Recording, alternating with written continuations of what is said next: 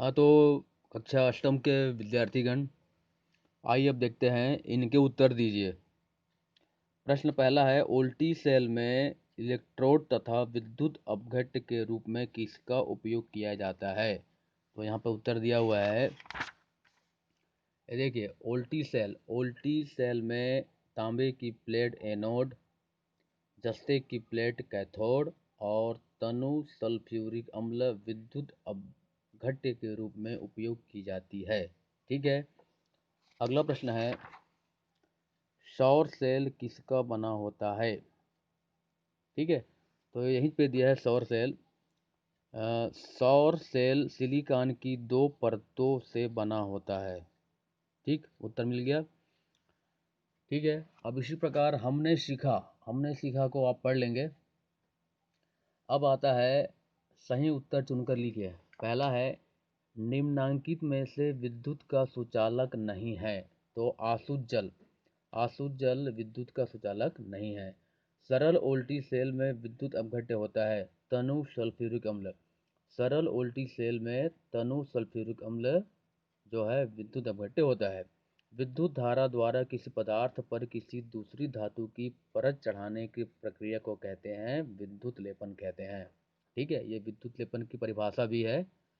ठीक, अब आता है, वह उपकरण जिसमें विद्युत अपघट्य की क्रिया होती है। तो वो है विद्युत सेल। विद्युत सेल में विद्युत अपघटन की क्रिया जो है होती है। ठीक है, अब आता है, रिक्त स्थानों की पूर्ति कीजिए। ठीक है, तो पहला है, साधारण उल्टी सेल में विद्युत अपघट्य खाली स्थान विलयन होता है। तो इसमें आएगा तनु सल्फ्यूरिक अम्ल। तनु सल्फ्यूरिक अम्ल। दूसरा है, किसी विलयन से विद्युत धारा प्रवाहित होने पर खाली स्थान प्रभाव उत्पन्न होता है। तो इसमें आएगा, ध्यान से सुन लीजिए, विद्युत धारा का रासायनिक प्रभाव। क्या आएगा? विद्युत धारा का रासायनिक प्रभाव। विद्युत धारा का रासायनिक प्रभाव आएगा। तीसरा है, सौर सेल में खाली स्थान ऊर्जा में रूपांतरित होती है। तो सौर सेल में सौर ऊर्जा विद्युत ऊर्जा में रूपांतरित होती है, मतलब बदल जाती है। ठीक है, खाली स्थान में आता है, बहुत महत्वपूर्ण खाली स्थान है। अगला है, वोल्टामीटर तथा सस्ती धातुओं पर बहुमूल्य धातुओं की परत चढ़ाने की प्रक्रिया खाली स्थान कहलाती है। तो इसमें आएगा विद्युत लेपन। क्या आएगा? विद्युत लेपन। ठीक है, अगला है, घड़ियों, कैलकुलेटर, ट्रांजिस्टर एवं कृत्रिम उपग्रह में खाली स्थान सेल का उपयोग किया जाता है। तो इसमें आएगा उल्टी सेल। क्या आएगा? उल्टी सेल आएगा। ठीक है, अब प्रश्न पहला है, निम्नलिखित प्रश्नों के उत्तर दीजिए।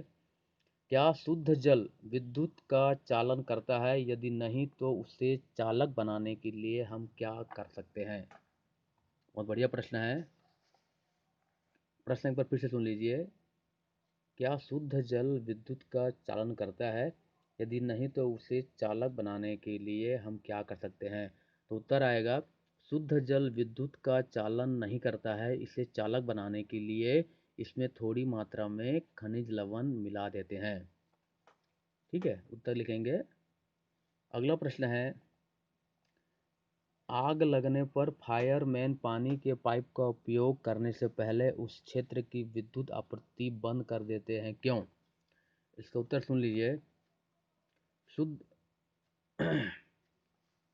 आग लगने पर फायरमैन पानी के पाइप का उपयोग करने से पहले उस क्षेत्र की विद्युत आपूर्ति बंद कर देता है, क्योंकि पाइप का पानी शुद्ध नहीं होता है, उसमें कुछ मात्रा में लवण मिले होते हैं, अतः वह विद्युत का सुचालक होता है, ताकि उसको करंट ना लगे और विद्युत से कनेक्ट ना हो। ठीक है, इस प्रकार से इतना प्रश्न उत्तर लिखिए और फिर बाकी प्रश्न के उत्तर को हम आपको बाद में बताएंगे।